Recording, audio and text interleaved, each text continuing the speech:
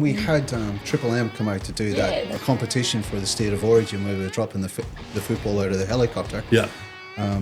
Mordle Parker, the presenter. Yeah. And she came up and introduced herself to me, and the first thing she said, "Here's a photo of my dad racing at Lakeside." Yeah, that's really cool. Alrighty. Gloria and Jim, Lakeside Raceway. Hello. How we doing? Good. What about yourself? Mate, living the dream. Living the dream. What's been happening? Thank you guys for coming down. I mean, I know we see you quite a bit, but I thought it'd be really cool to get you to come down and talk a little bit about Lakeside, about its history, about where it's at. I've definitely got some questions. And yeah, sort of take us through a bit about what happens out there, because it's still, I'm sort of going into this already, but it's like it still blows my mind when you talk to people from Southeast Queensland, they don't know about it. And it's like, it's been there for what, half a century? More? It's been there 64 years. There you go. 1961. Yep. Wow, really, that long? Yeah. So for anybody that doesn't know Lakeside Raceway, find Google and have a look at it. But it used to be V8 supercars. Used to be F1 cars. Yeah. Really? Yes. I didn't even know that bit. Yes, Yeah. they held, F1 racing at Lakeside. Yeah. And it was Lakeside International Raceway. So it was world renowned. Yeah, if you go through Right. and have a look at the history of all the world-class champions that have driven there, you know, Yep. Brabham, etc., it's pretty amazing. Yeah. Wow. Yeah. That I didn't know. Yep. So then, and you guys have got to be a little bit diplomatically correct and so on and so forth. I don't. My understanding is that it was a racetrack long before, I guess you would call it, modern civilization sort of moved in and started building houses. And Yes. and now it's not, because of people bitching and whinging about noise, effectively. Well, it's still a racetrack. You know, Yeah, but there's as in the- it's not what it was because it's been pulled back a little bit. Yes. Yeah. Yeah. You know, there'll be lots of events that we would love to hold, Yeah. but unfortunately, due to restrictions that we have, Yeah. you know, we just have to cut our cloth to suit our needs. Right. So we have time restrictions and noise restrictions that we have to cater to. Look, I think I get some time restrictions because, you know, I mean, nobody wants to. Well, I don't know that that's even true either, because it's kind of like, what's the 24-hour Le Mans?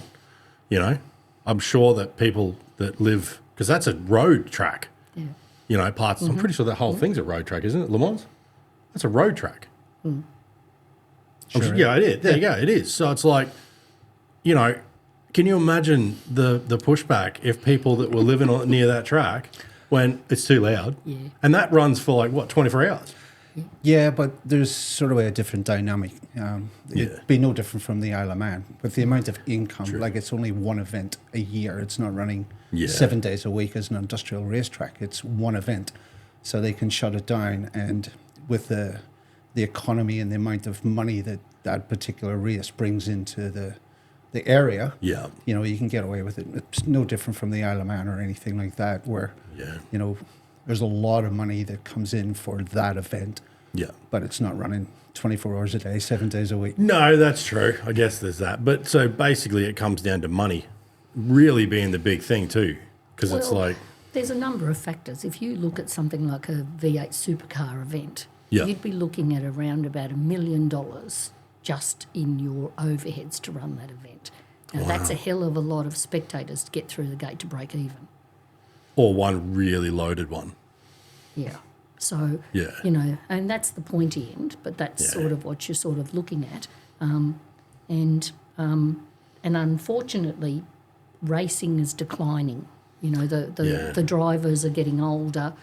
There aren't many younger drivers coming through, but the recreational side of the events are booming. You know, Which is the guys with their private cars and just your road car coming out and just You know. cruising around the track. The you know. enthusiast, yeah. you know, so it's not all geared around people who just want to race. What we're trying to do at Lakeside is make it a facility where the average person can bring out their average car or their performance car and at least have a run at it. Yeah. You know, so we like to refer to it as speed off the street.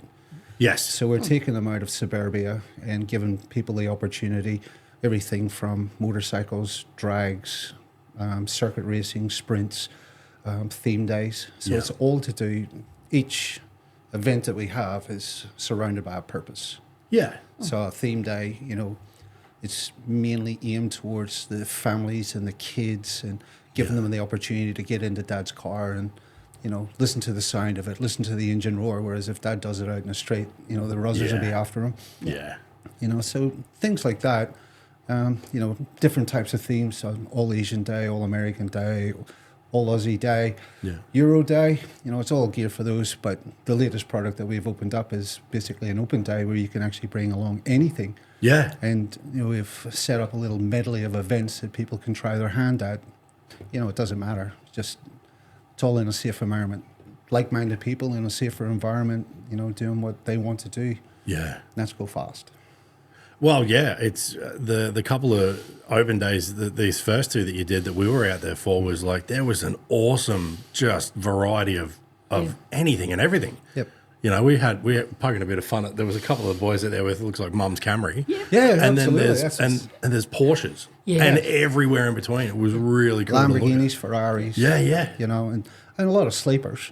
You know, there's a lot of guys come out there and they'd look like pieces of shit, but underneath the bonnet, there's hundreds of thousands of dollars in there. Yeah. You know, 8-second cars below. Like they're right. a lot of money spent. There was one that caught, not that it looked bad, you know, it was tidy, but one that caught my attention, I think it was a couple of weekends ago, was the blue old Volvo with the LS1 in it. engine, yes. Yeah, I saw that going up the strip and I was like, hang on a bloody minute, did I hear what I think I heard?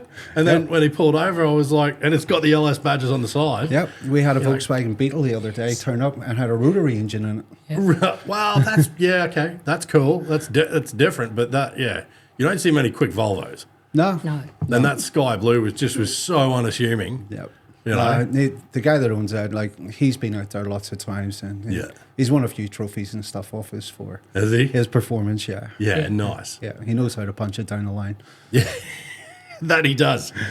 What's as far as like because you guys have been running it. How long have you guys been running it for? John's had for 17, 18 odd years. That's JT. JT, Yeah, 17, 18 years. Wow. I've got to. It's funny because when we were talking about, so last weekend you guys had the N class? The Group N. Group N, sorry. So, that's part of our racing series, which we call Grassroots Racing Series. Yeah. And we had Group N, we had Queensland Touring Cars. Yeah. Trans Ams, production utes, hot hatches. Yeah. See, now that's the bit that tweaks my head a little bit. And it's much in the same line of the track being sold, because the Queensland, what are they called? The Queensland Club touring cars. Yes. So they're retired V8 supercars. Some of them. Okay. So some of them are retired V8 supercars. Yes. And it's like, and the same thing, like JT's owned the track for 17, 18 years. And I'm kind of like, I don't understand I didn't know that you could even buy a racetrack, let alone buy a next V8 supercar. Like it just doesn't seem to sit with me in like a conversation that someone goes, oh yeah, I was up at whatever on the weekend, bought a V8 supercar. Like, I didn't even know that you could buy one. Yeah. Well, it's like anything, you know, unless you're at the pointy end of the stick and winning championships, those cars are collected by the people who drive them. Right. I mean, I don't know if you've ever seen McDoon's garage. No, I'm sure it's packed. It's full of the motorcycles that he actually won titles in. So if you look at the rest of, for want of a better word, grid fillers, the guys who aren't at the pointy end of the stick, but the guys who actually turn up every single round and they actually make a field, they will sell the car to build a new one. Right. You know, so they will offload what they've poured into that particular vehicle to get the latest one to meet the specifications or the criteria. You know, Camaros and all that sort of stuff are really coming to the front, especially when they changed from Holden and Ford, the V8 supercars. Now you can see a lot of different stuff coming in. So those guys that had those cars and built them and raced them, they will sell them. And of course, if it's been on TV and someone goes, I like that livery, I like that car, how much? And someone goes, well, throw me this amount of money and it's yours. It's a car. Yeah, right. It's I just a mean, car. like, it makes sense. It's just weird. I don't know. It's like a weird concept. And the You'd guy think they'd from- decommission them or, you know, like whatever. But It's too much. I mean, ultimately, some of them will pull parts out of them, you know, like suspensions and stuff like that. Yeah. You know, but tire sponsorship and all the rest of it. yeah, So There was everything a- moves on. Everything, yeah. you know. There was the Brocky lookalike, the Yeah, VK that that was was out nice. there. Yes. Yeah, that was nice. Yeah, yeah. That you was often that get looked. that. Well, that looked hopefully good. later in the year we'll have the replica tourers out, and they will. Yeah. That's a lot of that style, you know. So that's pretty cool as well. That for me, I love it because it's like I remember like watching Bathurst with my old man being like really young, and so like what I mean, like I'm 81, so I was You don't probably look that old. he's older. Yeah, he does. He's older. Yeah, no, I'm an 81 baby, so I think I'm maybe like around 10, 11, like sort of early 90s. I remember like sitting down with Dad, like watching Bathurst and that. And I mean, they were into the bigger body Commodores then, but they'd still every now and then they'd bring back like Brocky, all those boys would still do those, you know, I don't know, throwback laps or whatever in the old cars. And I remember that particular, the VK has been my favorite Commodore for forever. And it's like to see that one out there was really cool, and that I'd get a good buzz out of that, sort of bit of a throwback to watching stuff with Dad. But as far as racing something, that I would be more nervous for that driver though, because it's like there's not that many of them in good nick anymore. It's not like what was the newest one that was out there that I saw the other day was a VE, a retired sort of VE Commodore. I don't think there was any VF shapes out there, but there's still a heap of them around. You need a body for them or some panels. They're everywhere. But VKs, it's like, yeah, that's getting a bit scary. You put that into the wall, it's like, that's a lot of money. That's racing. Yeah, well, still. You know what I mean? Like, Yeah, you know, yeah. drivers don't concern themselves with that. You know, they're Yeah. not one of them is ever worried about turning up, and you know, they want to race. Yeah. They want to go fast. So with their ability and all the rest of it, like, Yeah. they're not your average driver. Like, these Not guys true. are exceptional. Like, you know, they know how to pedal a car. Yeah. You know, it's And they've been doing it for years. yes, Most of those in that very that, experienced you know, drivers, and a bit you know, different than the hot hatch guys that are. yeah, some and they lot all of come them from are new. different backgrounds. You know, like one particular gentleman, Bruce, he has a background in rallying. Yeah. And watching him throw his Tirana around, like, he came onto the main straight the other day, and the thing was completely sideways, and it never even phased him. You know, like, there was no hesitation. It's just these guys understand what the cars can do and what they're capable of doing in the car. Yeah. So, you know, and then unfortunately there's guys who come along who aren't at that level. Yeah. And, you know, they Yeah. soon find out in a different type of fashion what, Yeah. you know, Yeah. how expensive it can or cannot be. I guess there's always that risk.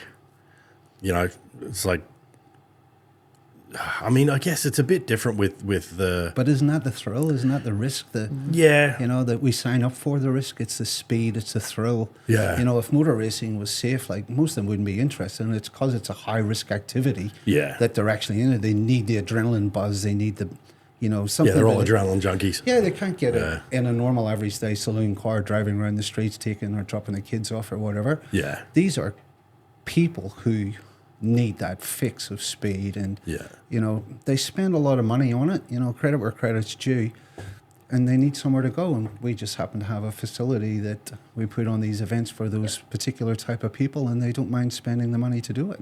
Yeah, I think it's definitely a buzz, especially when you don't experience it a lot. Like I did that V8 supercar experience thing. Yep. Yeah, I had to really talk to myself when I got in the car to come home that day, because it Yeah. was like, you're just like, everything's still charged and you're like, oh, I really just want to Yep. go quick now, and you can't. But one of the things that we developed at Lakeside was when we were doing a drag event, we actually started to allow passengers in the cars, Yes. so that, you know, someone who's standing on the sidelines, yes, you can hear the noise and you can feel the cars going past, but it's nothing compared to being inside the car as it does that. Yeah. So a lot of the guys have really been generous and opened up their passenger seat for the average Joe. Yeah. And that guy can get into the car, and, you know, if we can spawn something inside that passenger that goes, hell yeah, I want to get in on this. Yeah. It just keeps going. You know what I mean? Yeah. They'll go out and buy the car and they'll start, Yeah. you know, doing that sort of stuff because they want to be a part of it. And it's the best thing about what we do. Absolutely. I think I love when we're doing some of the filming and being at just that full noise point of the straight, you know, kind of getting that good camera angle. And it's like, especially some of the bigger V8s, it's like you can feel it. It's like it goes through you. Yep. Like there's a good buzz. I'm not a massive fan of being a passenger though, because I'm one of those. I'm one of those. I go, yes. I'm going for the brake that's not there, you know. But bring your car out and you don't have any problems. Yeah, well, no, we with the filming that we've done out there, and especially on that little smaller track, that's been a good buzz because I was telling you about it. The way we laid it out was, there's not really a lot of room.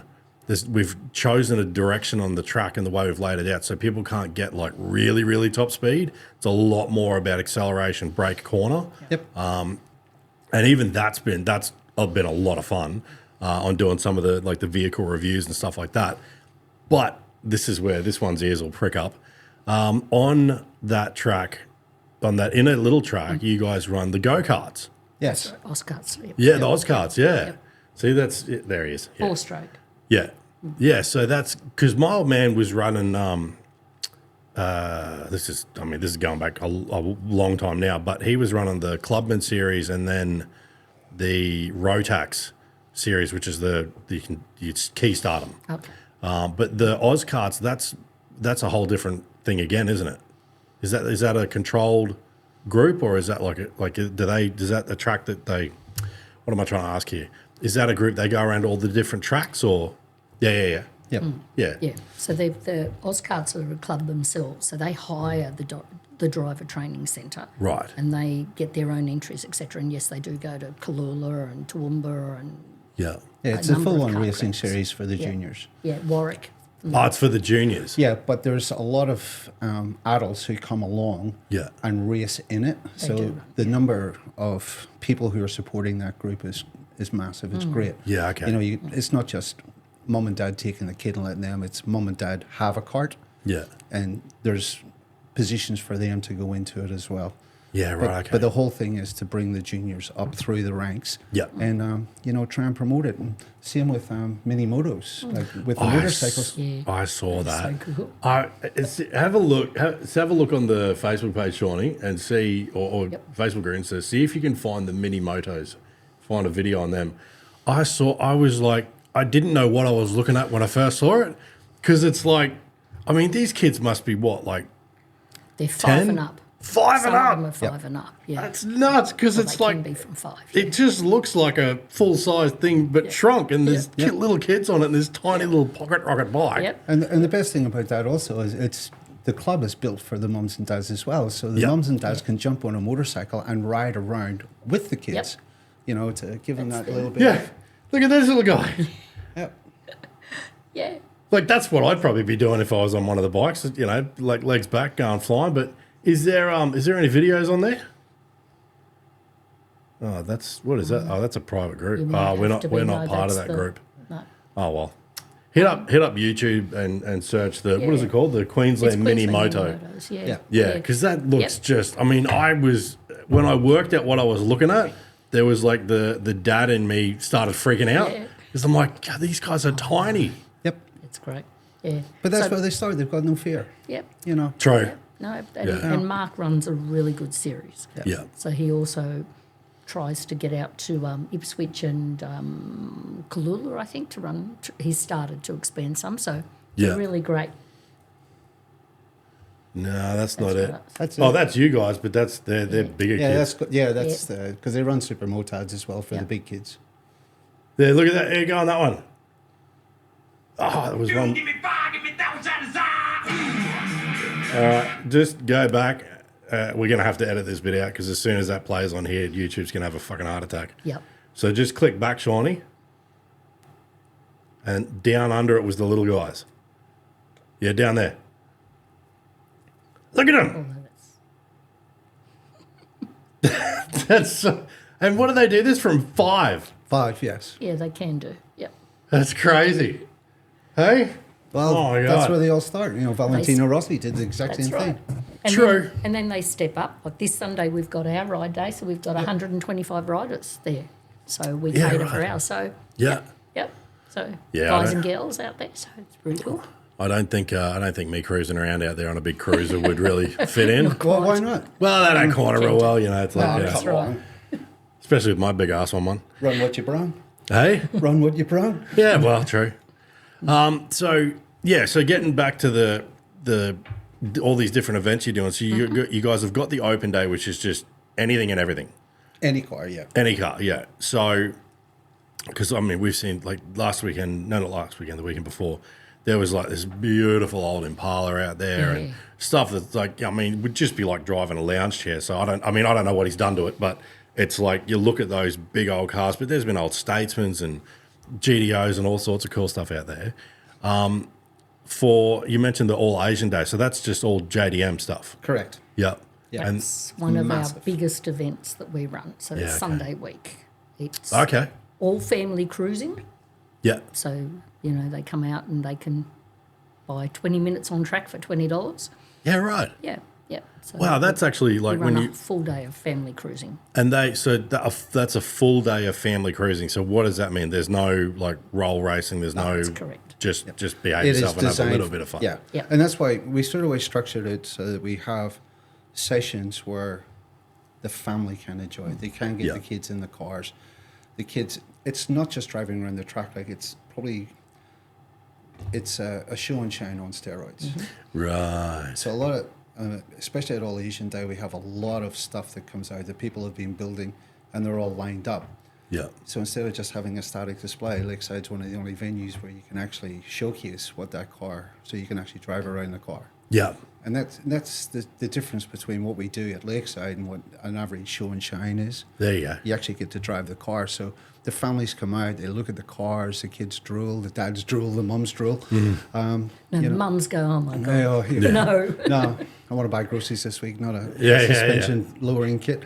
Yeah. But yeah, there's just it's amazing, especially those people who come out on All Asian Day, like they're very fanatical about those cars, Yeah. and they love them. You Yeah. know, we love seeing them because it's the exceptional build qualities, the thinking outside the square, taking something that came out of a factory and changing it and personalizing it. That's what those guys do. Yeah. You know, the custom builds, the massive turbos, Yeah. whatever there- you can yeah. bolt into it. Yeah, there was an RX-7 out there. I think was it the Rotary Revival? Yep. Revival, yeah. There was an RX-7 out there, and like the dinner plate size bloody turbo that was on this thing was just nuts. Yeah, I love them. I think there's we've paid out the modern day Fast and Furious movies, but that first one definitely opened my eyes to a whole host of other stuff. Like we used to go down to Harry's Diner, Yeah. back in the day, and like when I'm talking sort of mid to late '90s, and it was just muscle cars, hot rods. That was it. And then that movie came out, and it was like an explosion of JDM stuff down there. But like, I mean, I've said this for years, not the color schemes and the stickers, but like that's the Supra that was in that first one, that Aerotop 2J Supra. Like I would have one of them in a heartbeat. Would have stickers all over it, but I mean, they're a good car. Yeah, well, when you come out for this All Asian Day, it is it's astounding. Yeah.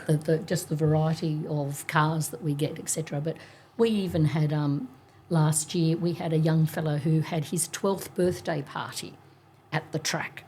And Yeah, his- right. Yep. And his mum had contacted me to say that, look, there was a group of them. She wanted to know how she could arrange for the dads to drop the kids off without paying. We'd all organised a few bits and pieces, and I'd asked her whether her son would like to go for an actual lap or a couple of laps around, and Yeah. she was, he'd love it. So we arranged. We just approached one of the lovely ladies that always comes out to All Asian Day. Yeah. And she took him around, and I tell you, you've never seen a smile as big as this young fella. It was just amazing. Yeah. So that's Lakeside to a T. That holds a special place in a lot of people's hearts. Yeah. And this little fella, 12.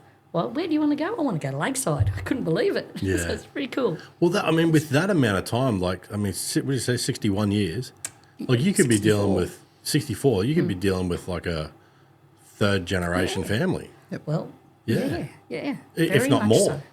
Very much Yeah, so. right. There's a lot of them that do it. So, yeah, there's some cool cars that come out. So we do, our happy laps and cruising. And talking about multi-generational, we run an event called Not a Grand Prix, which is JT comes up with these out-of-the-box ideas. Yeah. And this is one of them where it's an enduro event. Okay. You have to have between 4 and 6 drivers. Pretty much the cars are $1,000. Are they supposed to be? Yeah, roughly. Roughly. Yeah, budget. Right, and how long does this go for? 6 All day. hours. It's 6 hours. 6 hours. So 3 hours, and then we have a lunch break, and then another 3 hours. But How many? $1,000 for? How many of them don't Well, finish? that's what they put. Yes. Yeah. Right. Well, we've had some interesting stories. We've had one particular team that it broke down, and they went off to the local junkyard and came back with another car and continued the day. The rest of the day. That's The rest of the awesome. day. You can see there's the group of Oh, they're the little young Hyundais fellas and- there. Yeah, on the- So those boys there, I believe their ages were 13 through to 15 years of age. Oh, so you don't even need a license? No, it's a race No, drive. because Of course it we is. get a special Right. license, but Yep. they actually are karting kids. That's what they were called. They did a fabulous job. That's awesome. It's it's a great fun family day. So we've had mums, grandmas, grandfathers, a whole range, and it's a fabulous day. When's the next one of those on? 3 weeks. Yeah, 3 weeks. 3 weeks time, I think it is. Yeah, not a Grand Prix. So I can feel a new team coming on. Yep. well, Yeah, the concept is a 72-second lap. That's right. Right. All right, so you are not to go under 72 seconds. Right. So 72 seconds around the circuit is an average speed of 110 kilometers an hour. Okay. So you got to work it out because through the back section you can't do 110. So they're making it up in all their places. So the whole object is to hit 72 seconds every single lap. Right. And if you decide to go a wee bit faster, You're penalised. yes. Ah. Yeah, so you come in and you got to bribe us and you got to give us Tim Tams, or we make you do little exercises. Yeah, we have special tasks that they have to do. Right, And you- sometimes it's the whole team that has to do it before they can get back out. I was going to say, you can do the tasks, I'll bring the Tim Tams. Yeah, okay, 72 seconds. Right, okay, cool. And so is it just the experience, or is it, see, there's a competitive nature coming out already. I'm like, how do you win? Well, Well, the most consistent. You Right. know, we don't give out who came first. You know, No, it's, no, no. it's not about that. It's about who was the most consistent. Yeah. Who helped out the most. Yeah. You know, so someone's car breaks down and go, well, you know, here's a spare wheel, here's spanners, here's tools. Yeah. So we give out prizes that aren't the norm. Yeah. Just to keep it family friendly, and not that it's non-competitive, because Yeah. as soon as they get in the car, put the visor down, Oh, it fills yeah. with red mist, you know, Oh, yeah. all that sort of stuff. I was just talking about it. I'm thinking just the cogs are turning. well we've had the Landscapers Award. Yeah. Those that Right. gone across country. Yeah. Was it the Right. little jumbuck? Yeah. There's been this jumbuck that keeps coming out that, yeah. Yeah, We've- right. We've had one team, they blew up the race car that they had, and he just took out his wife's car. Yes. Oh, right, okay. Yeah, like just went to the pits and got his Yep. wife's car and took it out. Yeah. Did she know about it, or was it too late? Maybe she'll She know does about it now. now. Oh, it's gold.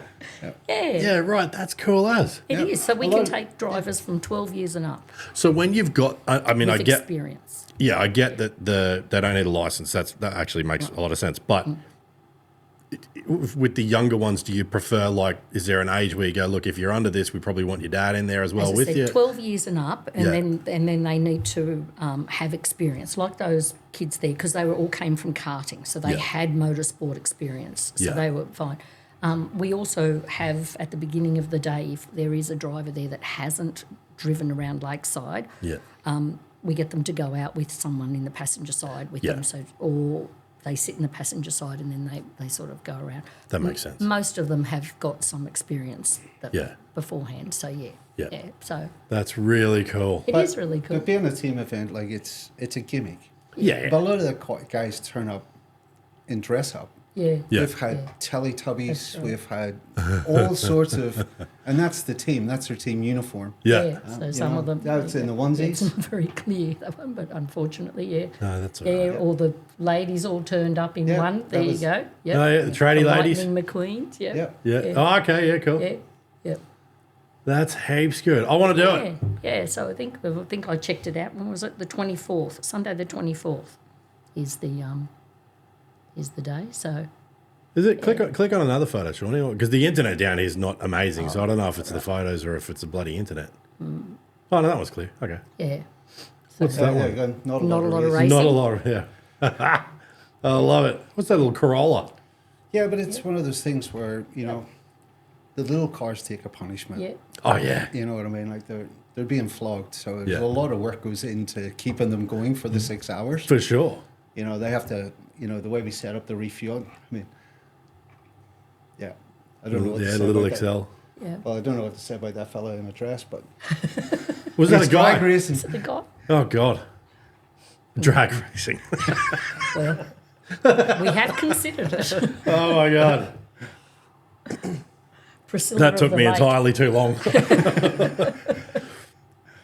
Oh dear. No, that is wicked cool.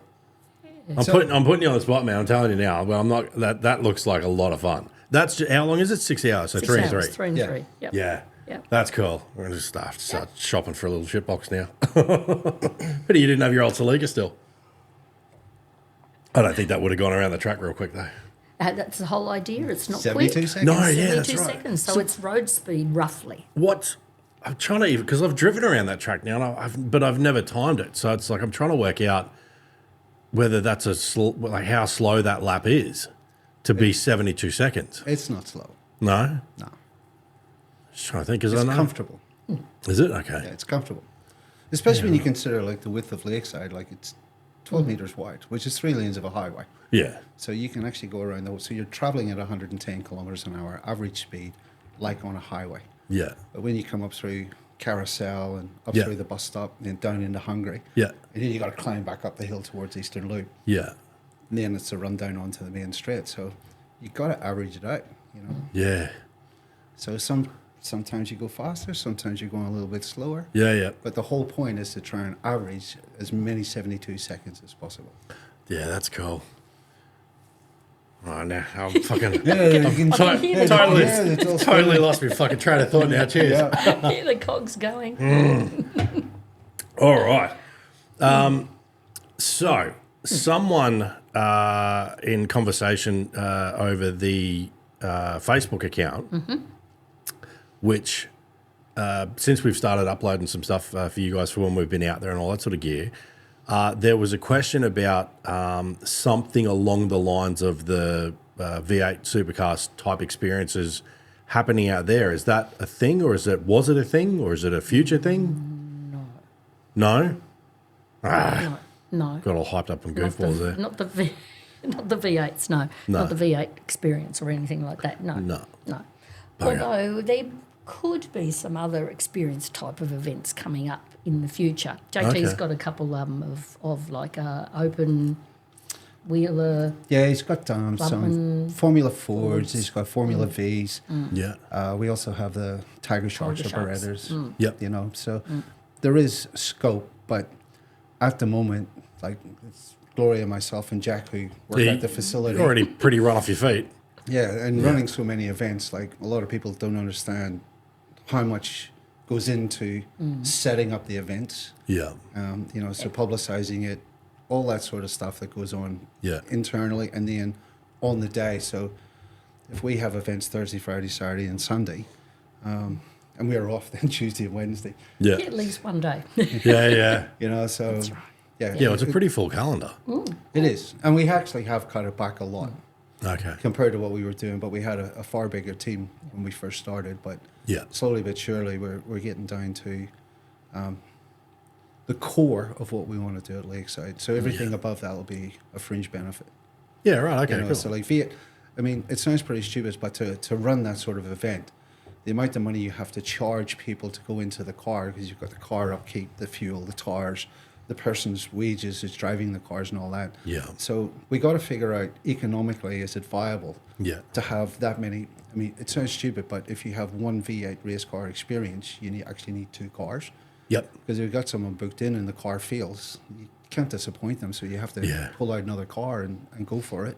Yeah, right. You know, So then, if you got six cars running, that means you really need 12. And that means, right. And you've done it yourself. So then the manpower that you need on the ground, you need someone who's going to help them get in and out of the car with their helmets, their strap. That's right. So there is a lot of logistically, overheads. it's massive. Yeah. Yeah, right. Yeah. Because, I read the comment and I was like, shit, that'd be cool. But then when you actually unpack that, it's like, you can see why it would be that's a big, I don't know if it's a gamble, but it's a big investment on time in that too. Well, we were fortunate enough to have a lot of the guys from Group N. They came to one of our theme days. Yeah. And probably will again in September. I reckon they usually coincide it with our All Aussie Father's Day, which is the first weekend in September. So okay. We run it so on all the Sunday. historic racing cars that were out there on the weekend, there's probably anywhere between 7 and 10 of those drivers that will bring their cars out. Yeah. And we set aside time for them to actually take in and put passengers in and do that experience in a proper full-on race car. Yeah, okay, that's cool. So, but we don't do it as a regular thing. It's a spotlight. Yeah, no, that makes sense.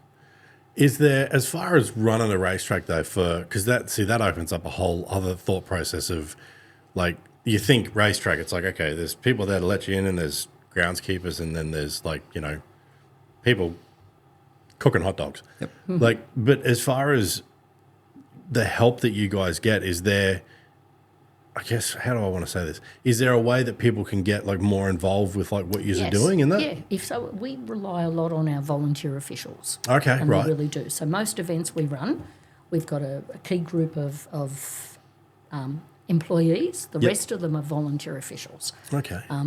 As a way of thanking them, we give them a gift voucher, a Coles Myer gift voucher that covers their fuel, basically, and a few other bits and pieces. But there is the opportunity. We'd be happy to expand the team and, have people come out. They just need to reach us through the website. They can contact us come out and have a bit of a look and see, because there is a whole range of people or officials from admin through to our track observers. Our big theme days, we use officials around, like, parking and such, So there's a whole range of different roles that they might enjoy. So more than happy to have people come along and have a chat to us, and we can sort of, explain what there is. And we train them up. So if it is someone who's interested in being a track observer, because we call them observers, we don't call them marshals, they're observers, because that's what they're there for, is to observe what's happening on track. And is that just to radio back if something goes wrong? That's exactly right. Yeah, they okay. radio back, and we've got lights all around the track, as you know. So they, so our traffic manager would turn on the lights to notify the drivers or riders if there's an issue on track. Yep. But we would train up those observers. They buddy them up with someone so they get an idea of what's involved. Not everyone wants to be that involved as such, But more than happy to. Yeah, because I think it's one of those things. I mean, Kyle Luxifer, who's been out there quite a lot. Yep. He was talking to us about what he's noticed as well with the drop off of even like the burnout guys and motorsport in general being something that's really starting to slow down a lot as far as the people being replaced and the new guys coming up. Is that? What do you think? Well, it's endemic of a lot of things. I think you know my background. So for 21 odd years, we were in a national road race series. Yeah. Run under a different governing body for quite a while. And a lot of those officials that had the higher positions were threatened by new people coming in and wouldn't teach them what the roles were. Right. So that's been endemic for a long, long time. Yeah. So you've got those key roles that there was no one coming up through the ranks because they didn't want to show them. Right. And unfortunately, I say, motorsport isn't the only ones that's happening to. Anyone who relies on volunteers, most of the volunteers are retired people that will come and do stuff. Yeah.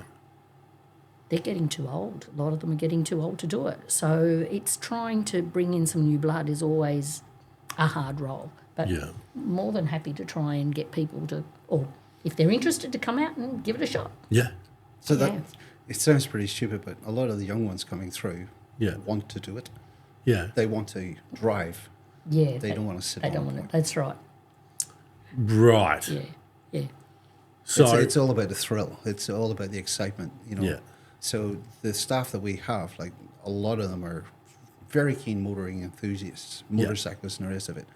And they just love the sheer fact that they actually have somewhere to go and something to do. yeah. And without fail, like they refer to it as the family. Yeah. Like, they are part of our family, you know, and it's the Lakeside family. Yeah. You know, whoever comes through, you know, we welcome them in. We show them what to do, and you know, it's one of those things. They help us out. Without them, we couldn't function. Yeah, that's right. No, and I get that. I think, like, I mean, everybody that we've dealt with out there when we've been out, I mean, I would say the majority of them would have been volunteers, and they all obviously love being there and love helping out. But the actual racing side of things itself, as the people coming up, it doesn't seem like there's as many. It's not. I don't know whether it's not as popular anymore. Like for the actual people, you know, we were talking about the old guys that have been racing for forever, and they're starting to. I don't know if retire is the right word, but they're not doing it as often. But it's like these young guys, it doesn't seem to be being replaced as much. Like the actual guys racing. Yep. Yeah. Yeah. Yep. That's very true. Very true. What do you reckon sort of causing that though? Oh, there's multiple reasons.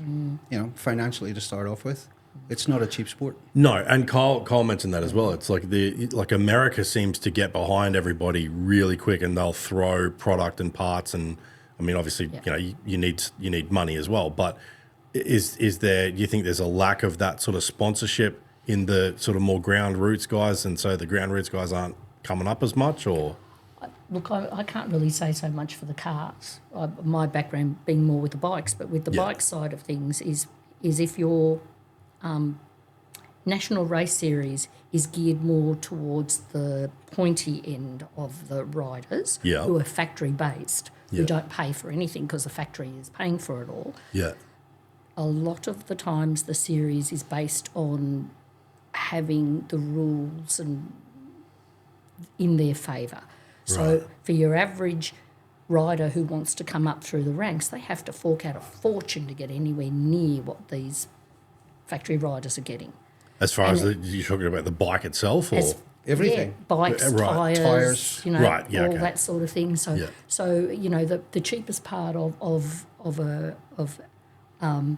racing side of things is actually their entry, but they don't look at it that way. But it is really their entry. So when it becomes that expensive, they can only do it for a series or two, or they, you know, and then they'll go back to club racing, or they come to do ride days. You know, ride days are really a cheap alternative, and I think the drive, maybe not so much the fast lap speed off the street, but I think a lot of those other drivers now are happy to do like the family cruising or the lower expensive, lower events. So right. But with a race car, like, you know, you have to have a trailer. You can't drive it on the road, so you got to tow it. So there's an expense just to have a car trailer. Yeah. Then you have to tow it, so you need a race car and a car to tow the trailer. Yeah. Then, depending on what the race weekend is, you have to be able to stay, maybe at a facility. Yeah. So you have to camp. You have to get yourself in a hotel. So it's quite an expensive type of hobby. It is, yes. Yeah. And unless you are at the pointy end of the stick and you're proven where you do get sponsorship, and there's a lot of people out there that still have sponsorship. Yeah. And, you know, we got to thank those people that are putting their hand in their pocket and helping these people out in order to do that, because without that extra backing with the financial stuff, they may not be able to do it. So it's, you know, and then it's up to the driver to showcase, you know, the livery of the car to make sure the sponsors are in the right areas and all that sort of stuff. Yeah. But that doesn't usually happen at a club event. Yeah. It's usually a national series that's maybe being televised, and that's where the sponsorship really comes into play. Yeah. Yeah, that's right. There needs to be something, doesn't there? It's a hard thing. No, a lot of them is just a hobby. You know, like no matter if you put the word hobby in anything, of course you. You want to talk about? Yep, thank you. Yeah, and look, it's funny you say that, because I remember traveling around. I mean, we weren't going. You want to top up? Sure. We weren't going like anywhere crazy, but I remember traveling around with Dad when he was doing his go-karts, and it was like even doing Warwick, you know, they'd stay out there the night before, do the sort of test day or, you know, tuning, whatever, breaking it all in, making sure everything's working the day before, and then they'd do the race day the following day. And it was always a weekend event. And I think, I mean, obviously the go-karts, I mean, that's a pretty, well, I say this, you know, like, in comparison to others, it's a pretty low barrier to entry as far as dollars and stuff like that. But like, what was it? There used to be one of the tracks I went and saw. It was like the old Gemini series, or it was the Excel series, or something like that. Oh, the Excel. Yeah, it was Excel. I think the Geminis were hill climbs. I can't remember, but I remember, it was the Excel series. Like that would have to be one that's a relatively cheap way to start. Originally, that was the concept. It was supposed the XL racing class was sort of a production-based car. Yes. But over the years, it's morphed into something that's a lot bigger than what it is. So right. So the amount of money they're spending on engines and all the rest of it, it's now actually, it's full on. It's you know, I don't know if you've ever seen them racing, like they take no prisoners. Not for the last few years. I got into the stadium trucks, like, you know. That's just, I mean, that looks awesome. But, you know. I was trying to talk JT into letting me do that. Yep, you did try it. God, that'd be so cool. Just as you come through the kink onto the grass and then have a series of but no. Yeah. I think, here's a question for you. So for something like that was a really grassroots entry-level thing. Mm-hmm. How does, you guys are coming up with all sorts of cool events. How does somebody go, why don't we start something that's like that was? Well, the Hot Hatch Cup has started. Okay. That's how it's taken over, or trying to take over the entry level racing. And so what's the go with that? What's the specs with that and limitations and all that? I wouldn't be able to tell you. Don't I? No, I don't. No? See, with a lot of these the categories actually have a category manager. Right. And a lot of them have, so they have their own rules and regs, etc. And they go and so you join a club. Drivers, Yeah. And then you have to build the car to suit the requirements of the club. Yeah. Right. Once you've met the requirements of the club, you can go racing in that club. So we then put it out when we want to have a race event. Yeah. We put it out to the clubs, and then they say, yes, we've got a free weekend. We will come to Lakeside and we will do this, or we will go to another track. Yeah.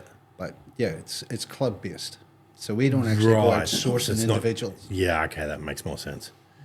Is there anything like that you could do from a singular track level though, and go like, this would be really cool. Let's put it out to, I don't know, like Southeast Queensland, and go every X amount of months or whatever.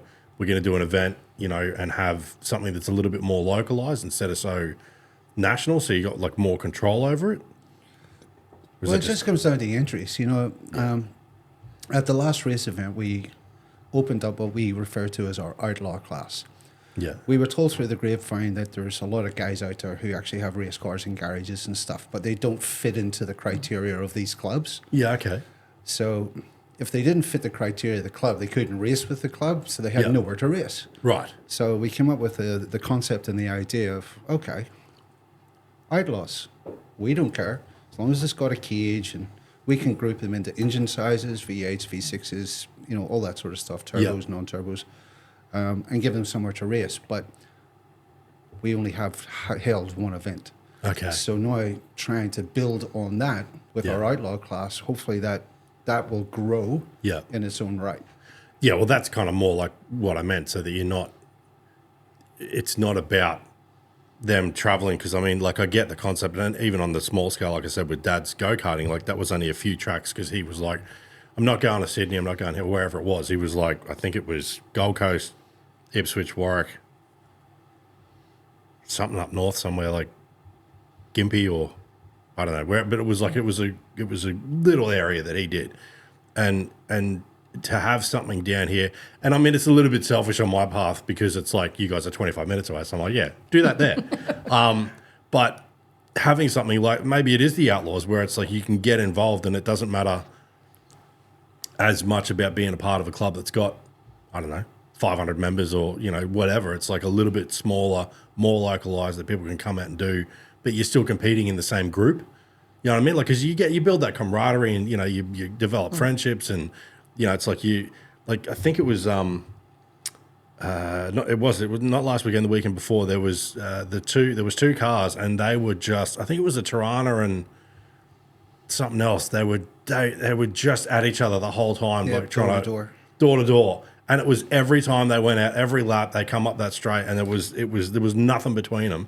But it's like that's fun. And even though there's guys back there that, you know, are not as quick or whatever, there's other guys that were doing the same thing. And it's like you having that localized thing. I just think it would be really cool. But if it's Outlaws, then it's Outlaws. That's cool. But I'm keen on this $1,000 thing and coming out and having a crack at that.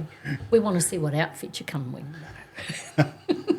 Yeah, that'll have to put some more thought into that. Don't have to. It's not a prerequisite. But no, that's all good. But that with that sort of class, like that 72 lap thing that you're doing, is there something like that? Like how do I explain this? What's the next thing between that? Yeah, and going, right, like let's do something that's every, I don't know. Well, that's an activity that we've discussed with John for next year. Okay. Something that will be where it's for those that want a bit more of a competition. Yeah. Yeah, so a very similar styled event we're looking at, but it won't have the 72-second restriction. Yeah, see, that would be, I think that would be a lot of fun. That's almost in your hot hatch kind of realm. Yeah. But, yeah, not completely open because you don't want somebody rocking up in a, you know, I don't know, like an Excel, and then the guy that he's sitting next to or girl, you know, is in a turbo bloody whatever and they're just going to lap them 25 times. Pardon me. But, yeah, something that's in that realm I think would be a lot of fun. Yeah, because we even noticed ourselves, and we've had a couple of the teams that have that are coming to the Nodder that have said that they want to still do the Nodder but would like to do something a bit more competitive, and that will be the next step up, which fits in with us because that is still really recreational, grassroots. Yeah. And with a lot of these things, what we rely on is a champion, someone who's going to get the word out there and follow up with people and ring and, you know, follow up with them, because we've been very fortunate we have that with Nodder. We've got Mike that goes around and contacts people and sends them messages, which is really great. Yeah. So it is in our future. I think that'd be a lot of fun. Yeah. Because it's, you know, I could handle the 72-second laps, and I could handle not stressing about a, you know, Hyundai XL. Yeah. But there's not, like, for me, it's kind of like, I say this about the fall driving when we're off-road. It's like I look at a track and I'll go, what's this going to cost me? Yep. You know? And I see that, and I see this with, like, that VK. I'm like, not a chance. I'd go out and have fun, but I'm not pushing it that hard. You push an XL, you're like, buy another one. Yep. You know, but not with that. That thing was just dead sexy. Have I shown you that? No, no. It's just, do group Peter Brock Group A VK V8, because it's like, for anybody that knew it, it's like, you know where that Marlboro logo was. That's exactly right. You know, it's just, you know. Yep. Here we go. There you go. All right. Second row down, third one in. Keep going. There you go. Or even one down from that. There, click that. There you go. Have a look at it. That's a bit of me. You know, I can appreciate. See, that's the thing. It's like you're talking about with the Excel class, how it's become more than it was. Yeah. These were. I think correct me if I'm wrong. You might know this. I think the first Falcon XR8 bonnet bulge was because it needed it for the room for something to do with the V8 supercars, and the V8 supercars weren't allowed to modify the bodies or something. Was that right? Wouldn't have a clue.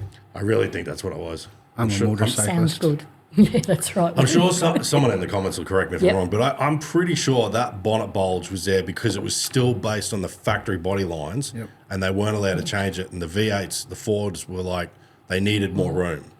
It's a bloody good story if it's not right. But someone told me that. I don't know how real it is. Pretty sure it's real. We're going to say it's real. Yeah. But so yeah, you're more into your bikes anyway. So what's the I'm into bike racing? speed. Okay. Yeah, like anything that goes fast. Now, don't care if it's cars, trucks, boats, aeroplanes, anything like that. As long as you get the thrill from it. There's a line in a fucking Vin Diesel movie that was something like that. It was like he loves anything that goes fast enough to do something stupid in. Yes. I mean, that's what it's all about. Like, Yeah. I don't know if you've ever been in a boat that's been hauling across the water. It's Not super quick. I think like a 240's horsepower on the back of a thing is about as quick as I've got, which was fucking quick enough for me. well, that's what I'm saying. Like there's guys on jet skis, all that sort of stuff. Like as long as there's speed involved, I mean, that's the adrenaline rush. It's the best drug on the planet. It is. It's a lot of fun. Yep. Well, so this weekend, which is this will be last weekend, as far as the edit goes. Yes. You'll have just had the bike day. Yes. Yeah. So Coming on Sunday. Yeah. So what's the go with the bike day? What's that all about? Basically, it's a recreational ride day. It's another chance for anyone on any type of machine to come out. We have 3 unrestricted groups and 2 restricted groups. Yep. So the 3 unrestricted groups, you can basically go as hard and as fast as you want. A lot of guys come out on purpose-built track bikes. There's a lot of guys who race, who come out and do test and tune and, fettle with their machinery and get it running for proper race meetings. Yep. There's guys turn up on road-registered motorcycles and go around the track. And, it's just one of those things where it's the opportunity for somewhere to go. Yeah. That they're not doing it on the Southeast Freeway. They're not, racing from the Gold Coast to Brisbane and all that sort of stuff. Yeah. It's somewhere where there's like-minded enthusiasts. Yeah.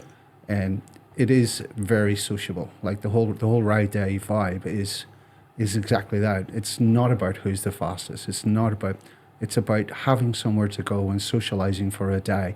Yeah. And just talking smack about anything. And look, the entry's got to be cheaper than a speeding ticket these days anay. Oh, a couple of $100. That's right. And you're all going in the one direction. Yep. There's no cars coming out. That's right. There's no cars pedestrians. Yep. So there's a lot of people who, they don't actually have road bikes. They just buy a motorcycle and convert it into a track bike where they remove everything of value and just punt it around the track. That's what they enjoy.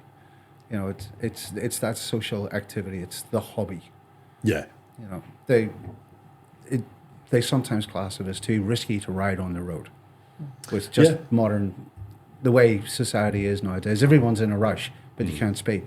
So people take shortcuts. They, run the traffic lights. They do whatever they need to do. Or they're looking at their fucking phone and just drive through it. Phones, all that sort of stuff. Whereas on the track, you're focused. And the faster you go, the more focused you should be. Yes. And there's guys out. We bring out not only for the motorcycles, but we also do it for the cars. There's plenty of training organisations that use our facility. So if you want to go faster, we have qualified motorcycle instructors and stuff like that you can pay, and they'll show you some of the handy hints and tips in the lines. And it's the same with the cars. Like you can actually come out to the circuit as part of and be with a race car, a guy who's actually a proper race car driver. Yeah. And he'll show you the lines and show you how to heel and toe and show you how to left foot brake and show you the lines and show you and explain to you what's happening to the car. So you're not just going out there scared. Well, they'll get into your car and show you like as a passenger or whatever and take you around the track. Yeah, they'll get into your car as a passenger, so, and then they'll do lead and tail. Yeah. So they'll actually, you go out in your car and they'll follow you, or you follow them to get the line, and then they'll peel off and they'll drop in behind you and they'll see if you can mimic the line. Yeah. And then, a lot of them have telemetry and stuff in their car. Okay. And they can actually map the track and show you and video it. So when you come back into pit, they can go, well, you're doing this, you're doing that. Yeah. Try this, try that. So it's all about refinement and development. And wow, I didn't even know that was a thing. That's awesome. Like, I mean, not that I didn't know it was a thing in general, but I didn't know that was a thing. And you guys can organise that up there. Well, 9 times out of 10, it's a private organisation that it comes to us and says, we want to hold this event. Yeah. And they give us a product description of what they want to do. Yeah. And if it's motorcycle training, like we have the DTC, and then we also have the main circuit. Yeah. So we always recommend to someone that they do the DTC first. Yeah. Because it's smaller and the speeds aren't as great. A little bit more one-on-one too. Yeah, well, I think most of the organisations, they run like a 5-to-1 ratio, so it's five people to one instructor. Yeah. And then once people gain their confidence and they have a far better understanding, they then move on to the big circuit. So we do exactly the same. We hire the facility out to those vendors. Vendors, yep. You know, who want to promote, and you know, so it's not a Lakeside thing. It's right.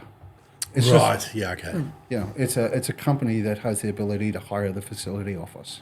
That would be really cool, especially if you've got, like, for somebody that's either not got a lot of experience just in general or wants to take it, you know, that little bit further, and have your bike or your car or whatever out there and have somebody in with you really going.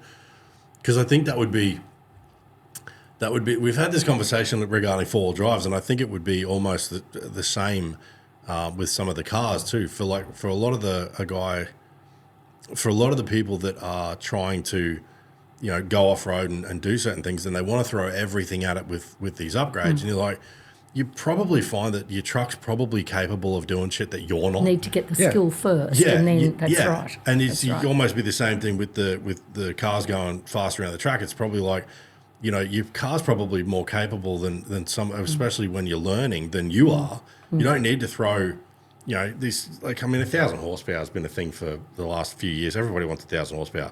It's like you don't probably need 400. You know, you probably find that you could have a lot of fun out there in something that's got 150, 200 horsepower, and it's going to outperform what you think it will anyway if you're going to drive it right. Because I think when we went around that very first time in the BT50 with you driving, it's like, Jesus Christ, this guy's nuts. I know.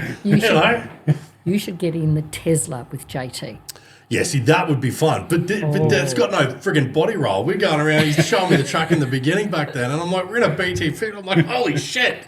You know, but again, that's me not having a brake pedal. JT doesn't know that. We can edit that out. No, but it's like not that you were even like going that fast. We were just, you were showing me around, and me not knowing the track like you do. Yeah. You're like, there's a fucking corner come out, you know. But it's like, and again, not having a steering wheel. But yeah, the Tesla would be fun. Yeah. He's scared a few people in that one. He's come out with some bruises from someone punching him to stop. I don't doubt it. They're bloody quick. They are. They're very quick, and they're so freaking heavy too. They'd stick to the ground like shit to a blanket. Yep. I think and he can drive. Well, you own a racetrack, you'd bloody hope so. Oh, I mean, that was the spawn of it. He was a That's race right. car driver before he went to racetrack. That's right. Oh, was he Because really? all of those little cars Is what he raced. Not all his cars that he raced. That's I in the knew bottom there was of the a museum. collection. I didn't realise that they were. Yeah, they're right. his. They're his. That's cool. It's really cool. Yep. Yeah. Well, that makes sense. Why you buy a racetrack? Yeah. It's still, I still find that odd that you're like, oh, you know, someone bought a house, someone bought a caravan, I bought a racetrack. You know, like Trump that. well, yeah, that's awesome. Yeah. What's involved in like the day-to-day running of that thing that like most people wouldn't know? Obviously, you got to Lots of maintain swearing. it and all that. Yeah. Yes, there is a lot of understandable. maintenance. It's a big venue. Yeah. Oh, look, the day-to-day logistics go from everything to arranging the officials Yeah. to making sure all the advertising is done so people know what events are on, making sure that the online entry system is all right so that when they do enter, everything's kosher. Yeah. Making Information packs. That's right. Yeah, that's exactly right. There's a lot of paperwork that cleaning. needs to be done. Just Food, the normal cleaning. stuff, you know. Yep. Do you guys have anything out there like when people come out? It's pretty much like long sleeve, long pants, and a closed face helmet. Are they all closed face helmets? No. They don't necessarily I hate have closed to face be. helmets. No. Yeah. As long as it has an AS 1698 sticker on it or equivalent, it's acceptable. It's, as long as it's got a what? A compliance sticker, an Australian Right. AS 1698 Right. sticker. However, if you have an open wheeler car, it must be closed. Yeah, that's a bit helmet. different. That's like, you know. That's logical, but Yeah. logic doesn't always come into it with Well- some people. But yeah. Yeah, it's Yeah. like I still only wear like my peanut helmet and my sunnies when I'm on the cruiser. You know, you eat the odd fly, but it's going around a racetrack's a bit different. Yeah. Bit faster. Well, yeah, and I only ride for the ride. I don't ride for transport, so it's kind of like it's an event. It's like a toy, Yep. you know, to go out and have a bit of fun on. So it's, you know, it's more about just enjoying the ride, especially on a cruiser versus going quick. But the racetrack, that little hatch series or something along those lines, that would be something I'd be really interested in looking at. I definitely want to do this 72-second lap thing. But in saying that, I mean, if you look at the essence of it, to be a racer, you need to be competitive. You need to have that desire to be at the front. Yeah. Not everyone's got that. No. You don't have that desire, but that doesn't mean to say you can't have the opportunity to go fast. So, like, when we have our test and tune days and stuff like that, you can come along in any car. Our open day. Or open day. Open day, yeah. You know, and that's the whole essence of it. Yeah. You can actually get to experience it and see where you'd like to go with it. It's like, try before you buy.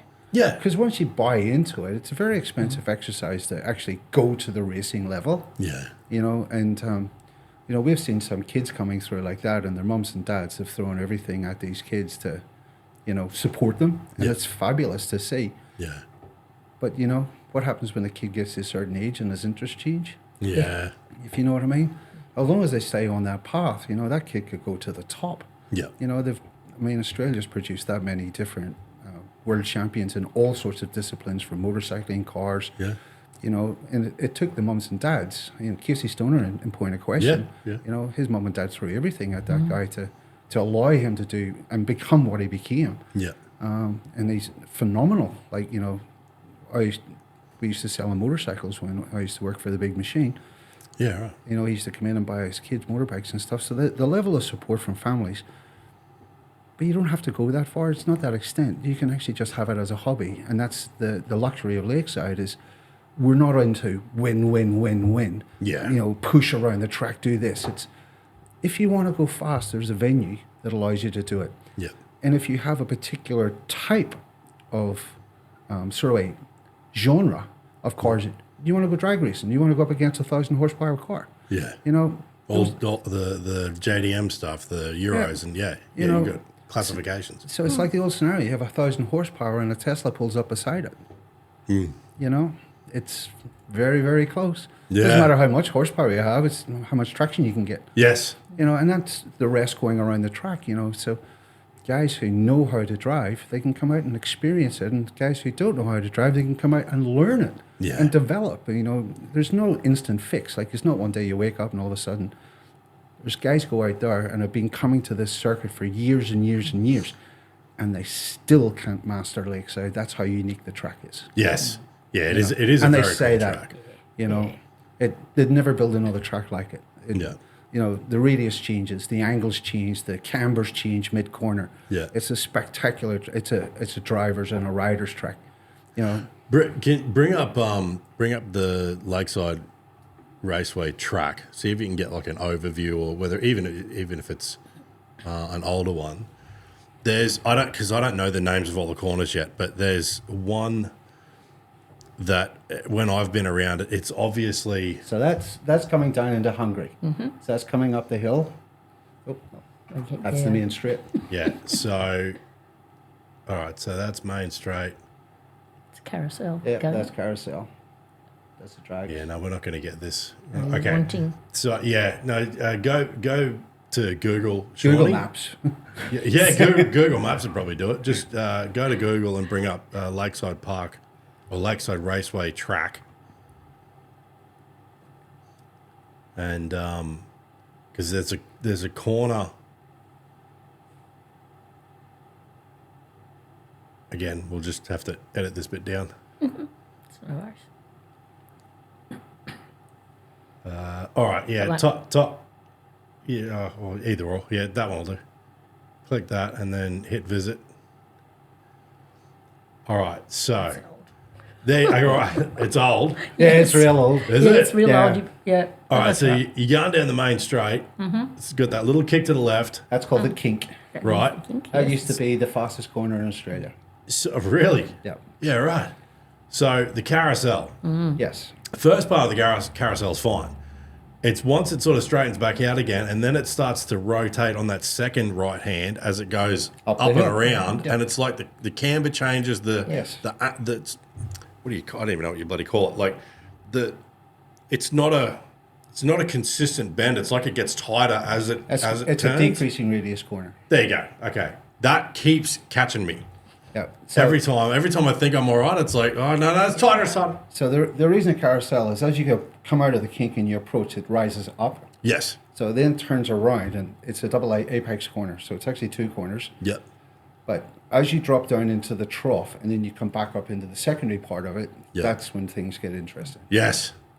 Yes. And then that's heading up towards, sort of way the little kink in the track there, we refer to that as Bob's Corner. Right. And then you can see the little additional grey. Yep. That's what we refer to as the bus stop. So that's actually, that's a really fast part of the track as they come through the bus stop, heading down the hill towards Hungary. Right. Yeah, it keeps getting me. It's a lot of fun, but you can see why people take. yeah. So Hungary's another exceptional corner because as you come into it, it actually is a positive camber, but once you get to the apex, the camber goes flat. Yes. So it actually causes very interesting. Yeah. And then you head up into Eastern Loop, and this one here actually has a name. Not a lot of people know the name of Turn 6, but it is Ford Corner. Really? Yeah. Yeah, right. There you go. Yep. Yeah. It's because because you got to love inertia. It's like it's like there's everything fighting you on that on the second part of that. Yep. Yep. Yeah, right about there Yep. is where I start going, oh shit, I'm messing up again. It sounds stupid, but that's why the gravel trap's actually there, because the amount of cars that come in there and they offload the suspension, they lose it, they just end up in the key litter. Really? Yep. I haven't come off yet, but it's like you can see why when people say that they've been racing it. Well, you just said it before. When people say they've been racing it for years and they still haven't mastered it, it's like you can tell why. Yep. It's an awesome track. No, I love this corner just here. That's Hungry. Hungry. Yeah. Yeah, there's a little kicker in that right in that corner. Yep. Sure is. But a lot of people mistake. I mean, I was speaking to JT about, how things got their names. Yeah. And a lot of people think that Hungary is because it chewed up and spat out cars. The guys are coming down there that fast. Yeah. They shoot off at Hungary onto the grass, but it wasn't. When they were actually first building the track, it used to be a lake. Oh, really? Yeah, so there was a big dam feature in there, so it was all filled with water. So the guy started to fill it Yeah. and keep filling it and keep filling it. And one of the guys who was working the excavator says, this hole is really hungry. Because no matter how much they put into it, Yeah. and that's the reason why I got hungry, because it was filling it to make it solid, not water. Wow. Was it a connected underwater system with like the rest of the lake, and that's why it took so long? Or? Oh, no, it's just the way of the lay of the land.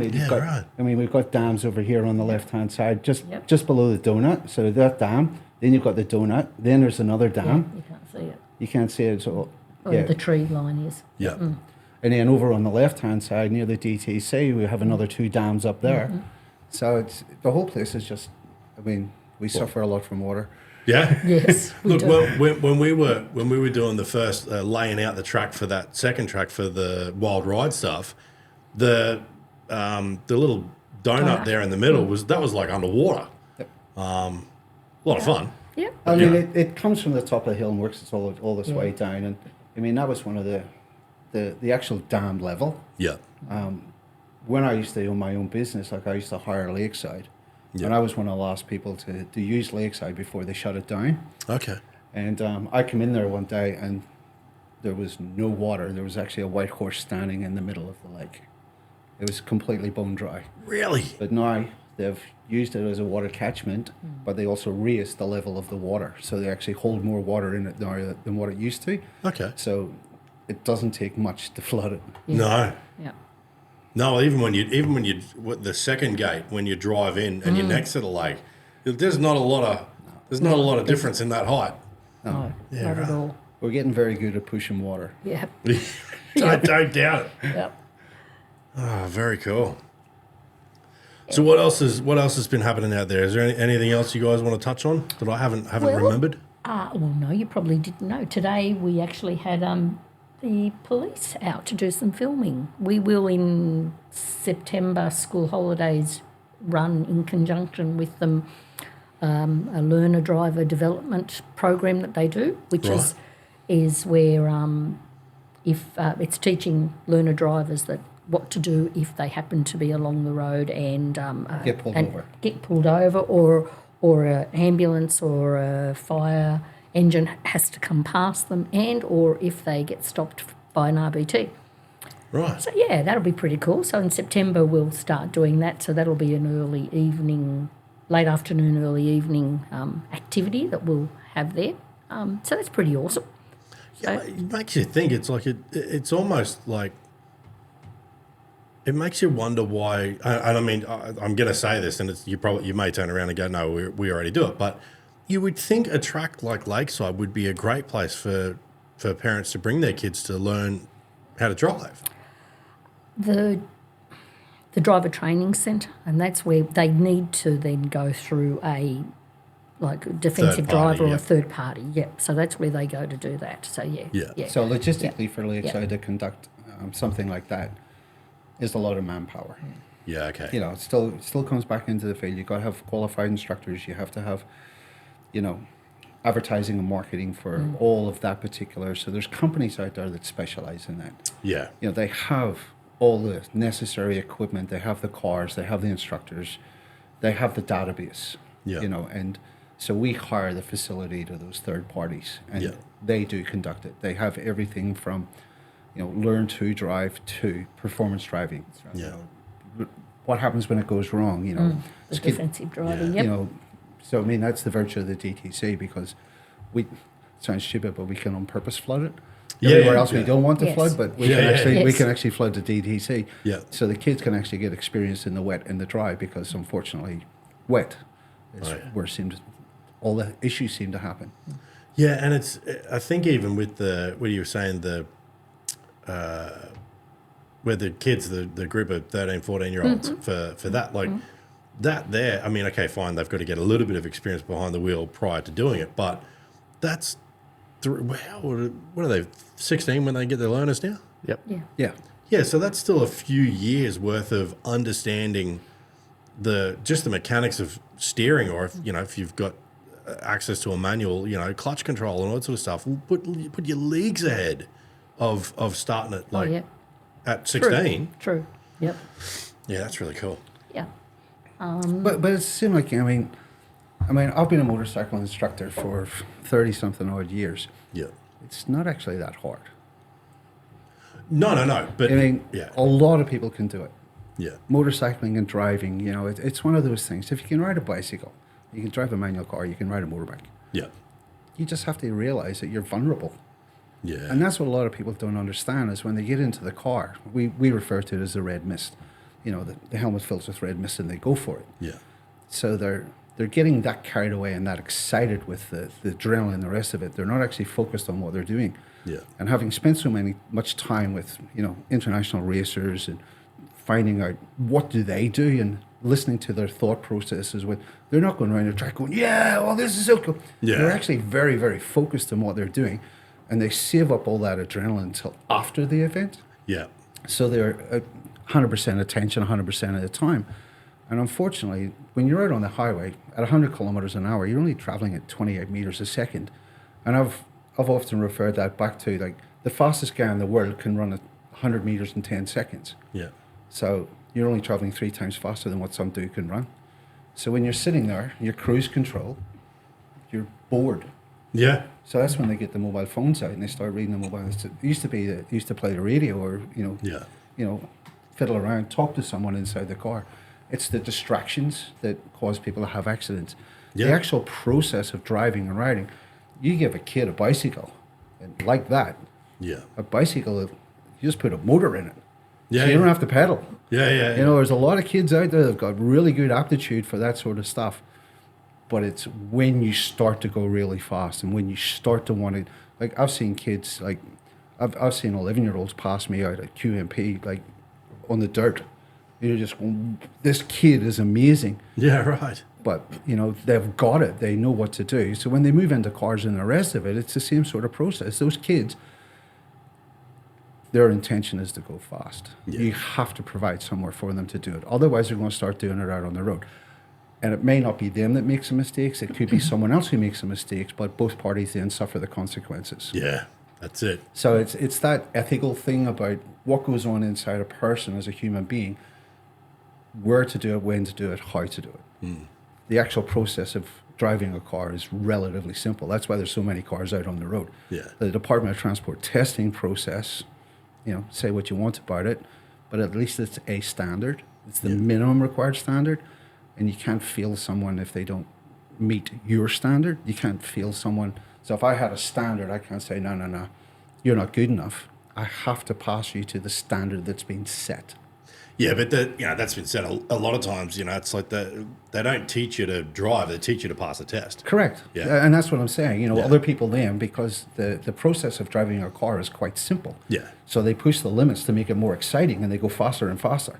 And then that's where mistakes happen because they're not used to traveling at those sorts of speeds. Yeah. When everything increases and you don't have the same amount of time to process. Yep. So they can't calculate. They're not used to speed.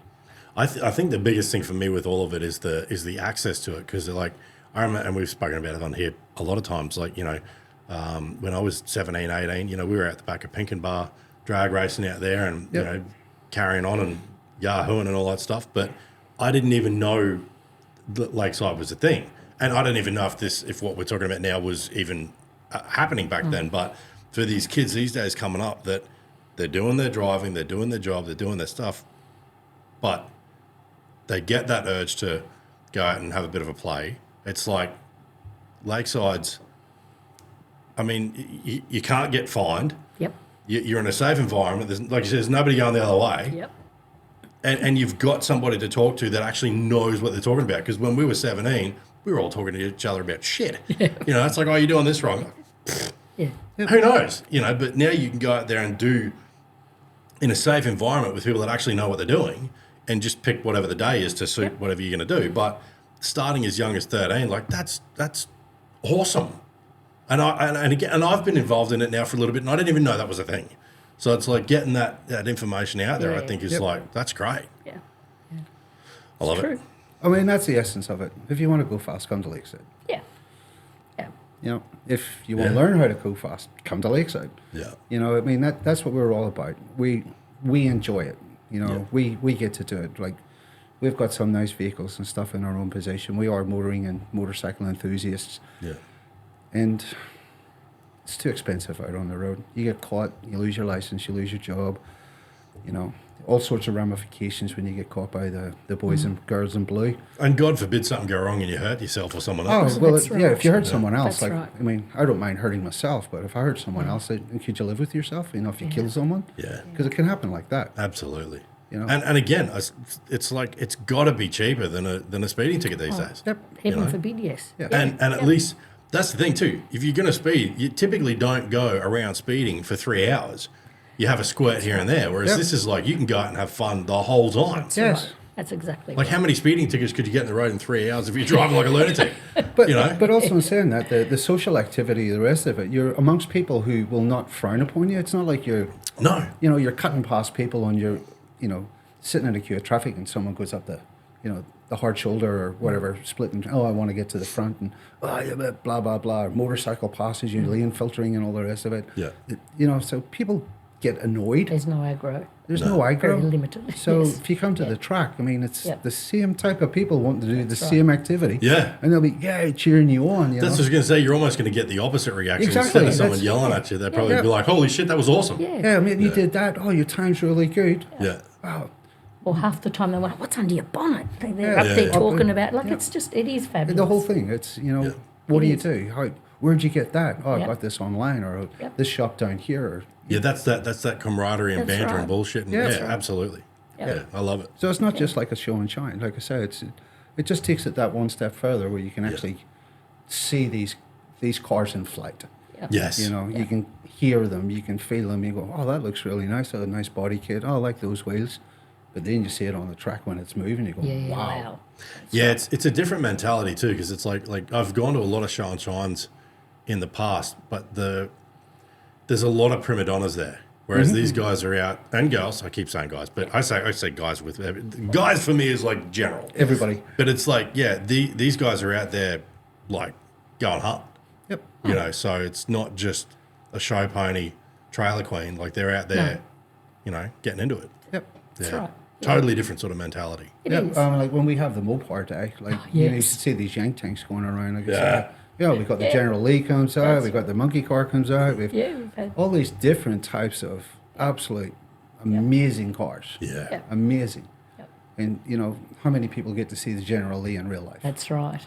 No, true. Very true. You got a guy who brings it out to the track and there it is. Yeah. You get to see the General Lee going around the track. You get to see race cars going around the track. You get to see historic race cars going around the track. You get to see motorcycles. It's just something you get to see. Lucifer. You get to see all these different things that you don't see on the road. And, you know, 9 times out of 10, like, we don't charge entry. There's only some events that we actually charge entry, depending on the event. Yeah. But 9 times out of 10, you can turn up and go and park yourself on the hill and come around the back of the track through the tunnel, grab yourself a nice feed, sit down, talk to some of these guys and find out how they got into it. Like, that's the social aspect of what we do. And Jesse from the Wanderers, Yeah. they're coming out. They're coming out. Yeah. That's What's an that all awesome about? day. Well, Yeah. Cruise the Blues. Yes. Well, I suppose that leads us into something else that I was going to touch on. Yeah. JT and the track, but courtesy of JT's generosity, we run a number of events that are either charity-based, where we raise funds for, or are encouraging new drivers. So we'll talk about Jesse and the Wanderers. Yeah. A couple of years ago, we tried to run a theme day that was for utes and four-wheel drives, and Jesse found out about it and came out to give us a bit of a hand and you know, with their flexi ramps, etc. So it's morphed from there. So once a year we run this themed event that is four-wheel drive, utes, SUVs, this sort of thing, and we help him raise funds for Beyond Blue. Yep. So we do some family cruising on the main circuit. Yeah. We have the flexi ramp. We have some dirt drags, which is up behind the Lakeside. Yes. Yep. And then last year we introduced skid pan, going onto the skid pan, which we flood, and they could pay for $5 or a gold coin donation. They could go around. Yeah. It was a hoot. It's just a hoot. It's just a fabulous, fun day. So the dirt drags concept was, they took it a little bit further as well. Right. So they turned it into an internal competition. So when they're actually racing up the dirt drags, whoever loses has to pay, but they pay to the charity. They pay to the charity. Yeah. Right. You know what I mean? So Right. it's that, camaraderie. But it was spectacular to watch, because when I put it in, I didn't calculate where it was, and at the very end of it, there's a jump. Ah, yes. So the guys are coming up and like, Full noise. yeah, Yep. Land Rover Defender. It was the first Yep. time I've ever seen one fully airborne. Yeah. That was amazing. Yep. Yeah. And they were just loving it. Yeah. Yeah. But then once we went further and said, well, what about the skid pan? And to watch, a Land Cruiser Yep. doing figure eights and Yep. doughies and drifting on the skid pan. Yeah. And then we had some of the Holdens, like Outback Outback Utes. Yeah. With all the flags and Yeah. the bull bars and the big RM Williams, Yeah. just cutting sick on the, Yeah. it was, It's Yeah. a fabulous so it's day. went from just cruising to cruising and drags to cruising drags and skid pan, Yeah. cruising drags, skid pan, flexi ramps. So Yeah. we've changed it each year to add more into it so that more people would be interested. Okay, yeah. What you were talking about earlier is the school stuff. So what's going on with all that? It's a program where the students build an open wheeler, so a clubman car, Yep. and they are in high school and they actually get credits towards an engineering degree, I believe, when they Engineering leave. certificate. Yeah. Right. And it's Automotive certificate Yeah, 2 or something. something like that. Yeah. And it's an awesome event. We normally have something like 25 cars that come out, Yeah. and they're from schools all around Queensland, Dalby, Everywhere. everywhere, aren't Yeah. they? And they come and the cars are speed rated, so they only do 80 kilometres an hour. Yeah. So they build the car, they come out to the racetrack, and they have an endurance event, which is the same, based on the same as our Notter. So Yeah. exactly the same format, but it is, as I said, the cars are speed rated at 80 k's. Yeah. But it's awesome because the whole the team is a whole heap of school kids. So we can have something up to 350 school kids that are there. Wow. Yeah, and it is an amazing day. Some kids have never driven before, so the first time they've driven is when they come to Lakeside and get in their little clubman car and that they've helped build. that they've helped build. That's the whole essence of it. Yeah. They participate in it, and on the day of the event and stuff like that, the Formula High School organisers have actually put into play where, as the car comes into pits, they have to turn the cars off. So members of the team have to be there to push it back into pits. Mm-hmm. They also have refueling drills that they have to do. They then also have to, depending on the order of the drivers, every kid who's on the team gets to drive. No one gets left behind. So all the other kids, as part of a pit crew, have to strap that guy in, have to make sure that the car's locked down. And then we set them off on track, and then they do, so many stints. Again, they push them up to They push pit them exit. up to pit exit. Yeah. Yep. So it is all team-based, Very. but the technical side of it is they're actually building a race car. Yeah. Is this, what schools are these? Like, why didn't they have this when we were at school? Oh, you can look it up. It's on. It's Formula High School. It's on. They have a Formula High School. Formula Check that High out, School, yeah. Santa Maria. There's a whole range of different schools. way of Mackay. Yeah. Yes. Yeah, that's Mackay High right. School. They brought 2 or 3 cars down last time. Yeah, Warwick. right. Yeah, it's pretty Yeah, awesome. they spray paint them. They decal them. Yep. It's a full on. It's a year's vocation from when they start, and they get these cars stripped and they have to reassemble them. Yeah. And then they build them into a race car, and then they get the credits as part of their schoolwork. It's an actual certificate. There you go. And Yeah, there's there Lakeside. we are. Oh, yeah. So it's Oh, actually- Jan Jones. God, how long has she had to sign up there for? Forever and ever. Forever. Wow. Shout out to Jan. There you go. Formula High School. Yeah, that's it. That's so cool. It is. Give us some volume, Shawnee.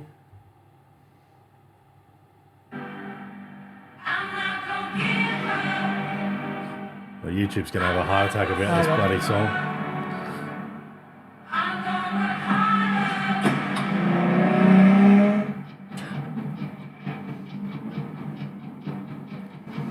The worst one are the teachers.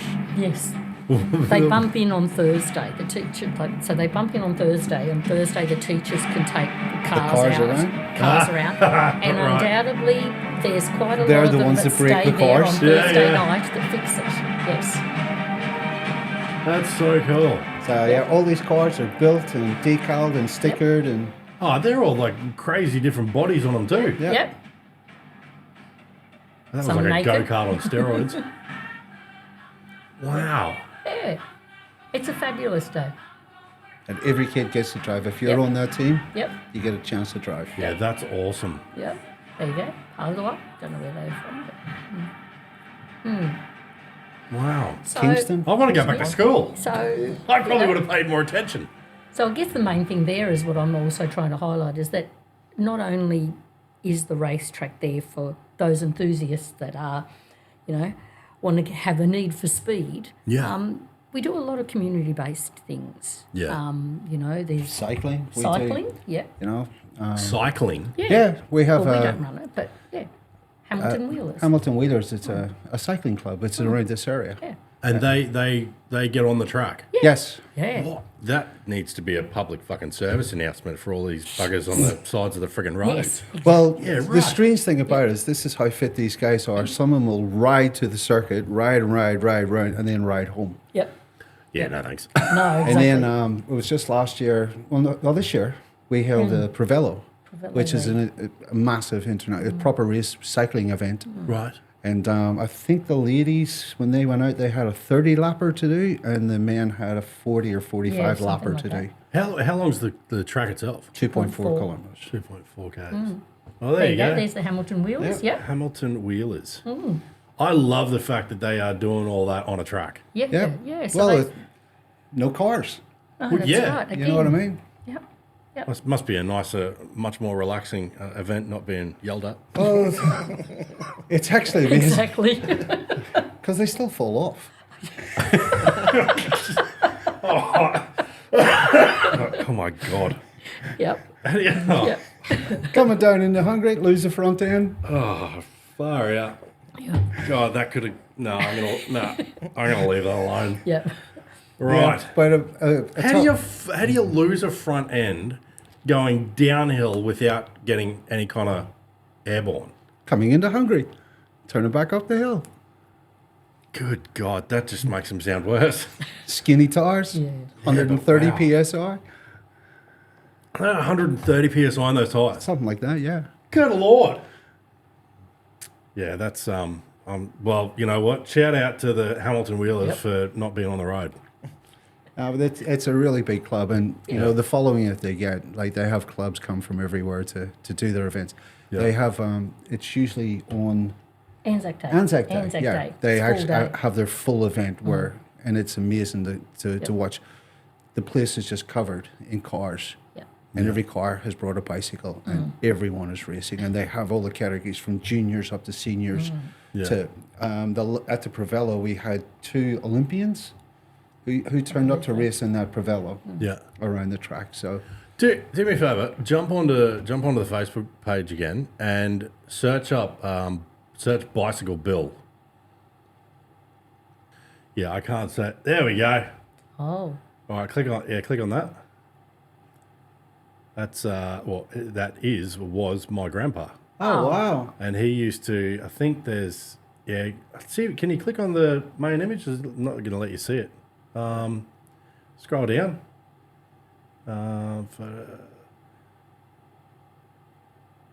There you go. Wow. That was him. no wow. He used to race all them bikes. I mean, this is like, there you go, back in the day. Yeah. Yeah, looks like a fixed wheel.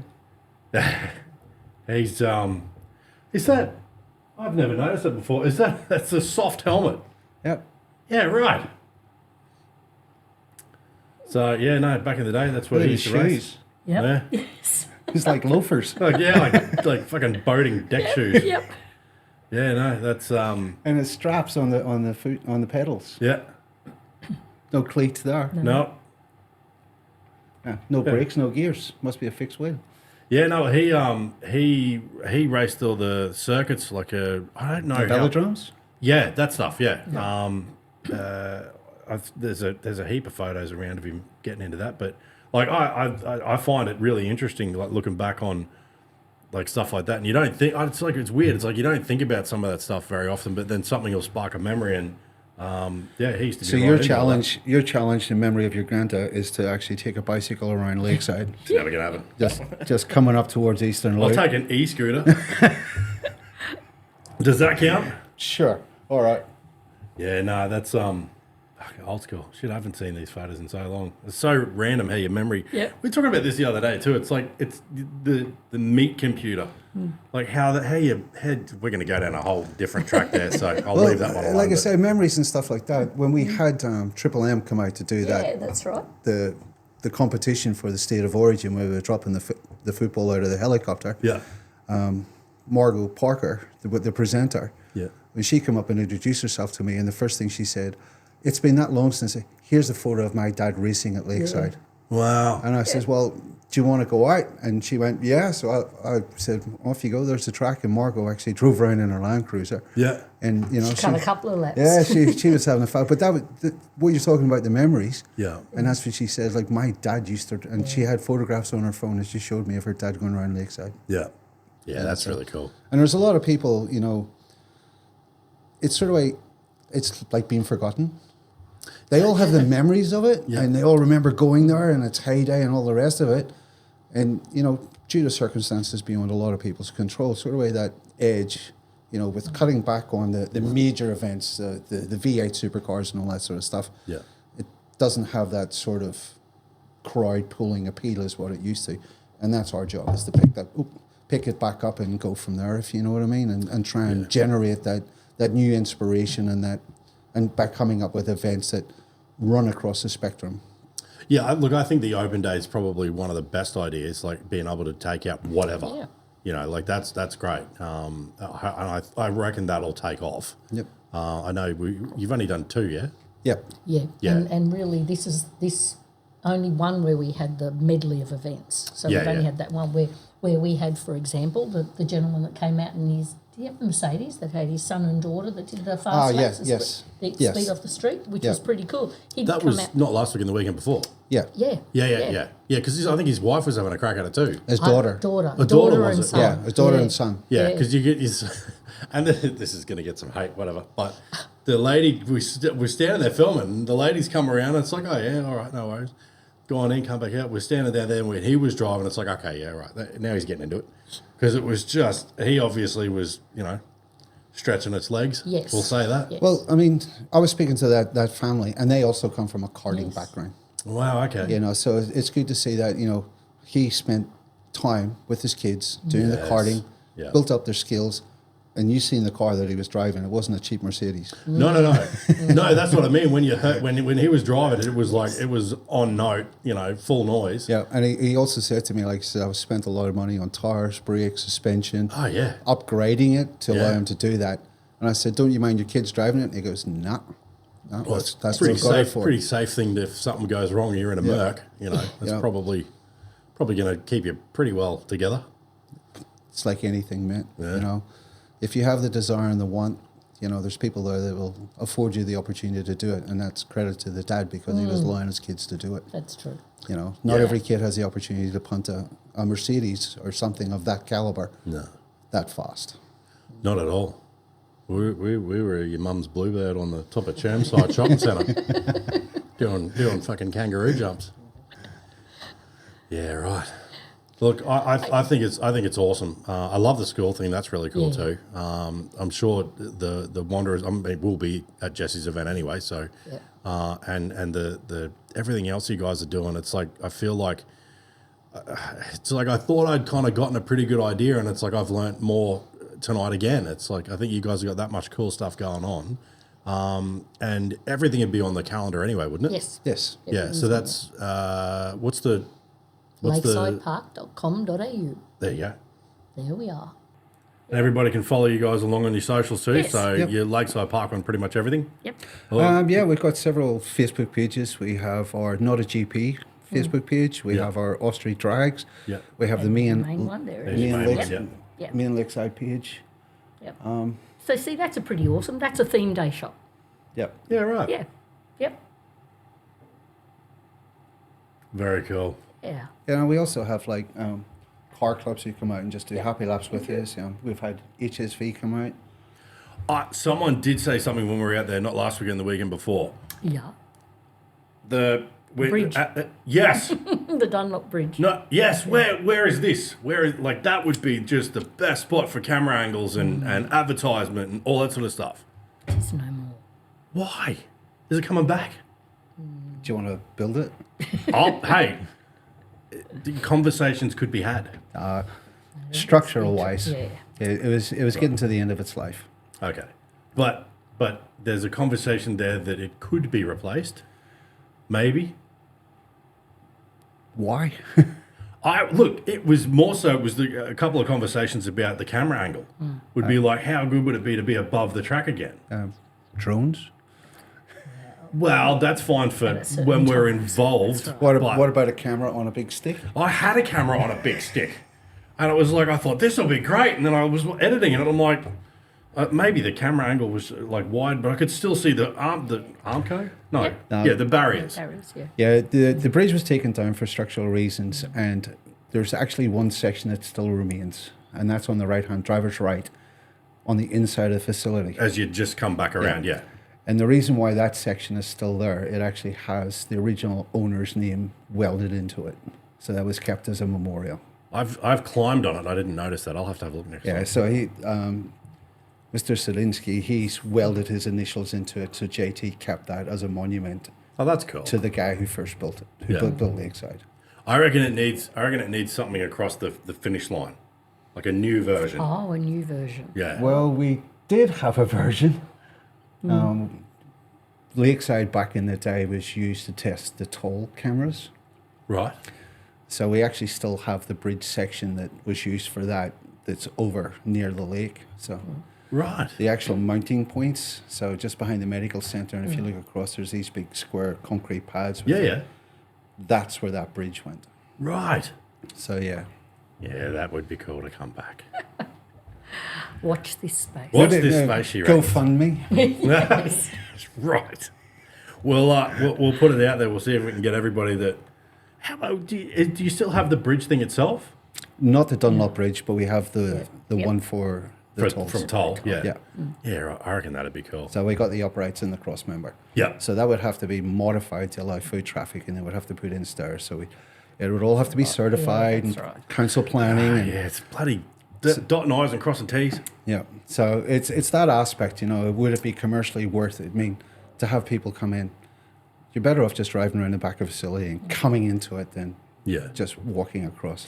Oh, I don't mean for. This is probably going to take some fucking editing to sort this out. But But camera angles. I mean for like people involved, not the general public. That's what I wanted. Well, even as much as, like, there's been a lot of stuff that's actually going in Eastern Loop. Yep. There used to be a cafe That's right, in the middle. in the middle of Eastern Loop. Really? Yeah, it's still there. It's Well, just it is. the foundations of it are still there. I've actually built the tar walls around it. But there Right. was a cafe there, so you could actually go up back in the day. Wow. Yeah, and there was another cafe where the big Lakeside sign is up on the hill. Yeah. There was a cafe there because all that ground was a car park. And that was a car park for the F1 cars when they used to fill the entire facility. Wow. So there was cafes up there, there was toilets, there was cafes up on Eastern Loop. Yep. Yeah, so, but scaling everything back for safety reasons, Yeah. we can't have people wandering into those No. areas. Yeah. I mean, things were different back then, but Yeah. the way things are nowadays, we can't do as much as what we'd like. No, and you gotta almost idiot proof it all as well. Yes. Yeah. Yeah. Yeah, who are we talking to? With Clayton, talking about the old manuals that came with your cars. Used to Yeah. tell you how to set your points. Now it says don't drink the fucking coolant. Exactly. But, you gotta account for the stupidest person in the room.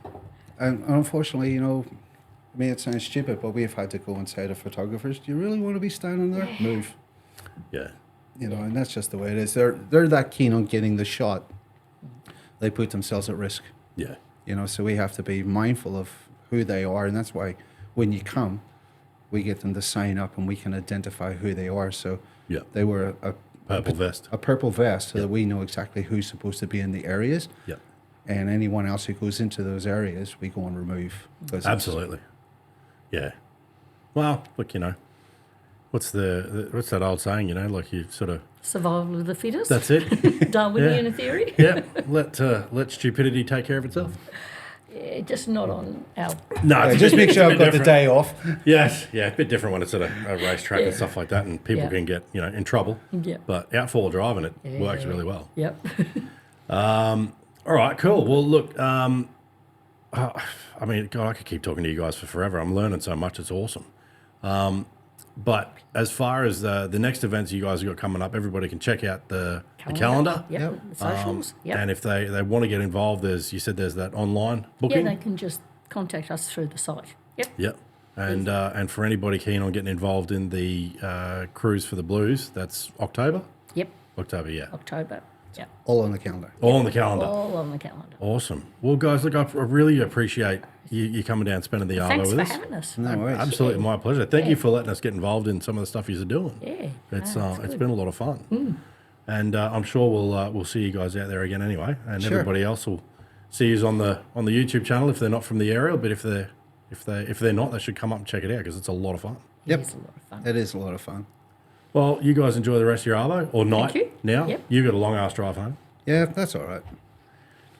Traffic won't be so bad. I was it's going to gonna be say awesome. the timing will be good because the Yep. traffic's always gone. That's why we're trying to kick them off in the arvo because Yeah. everybody's day is done and the traffic is gone. Yes. Well, thank you again, and we'll see you at the next one. Not a problem. Thank you. Cheers, guys. Bye. Cheers, bye. Bye, everybody.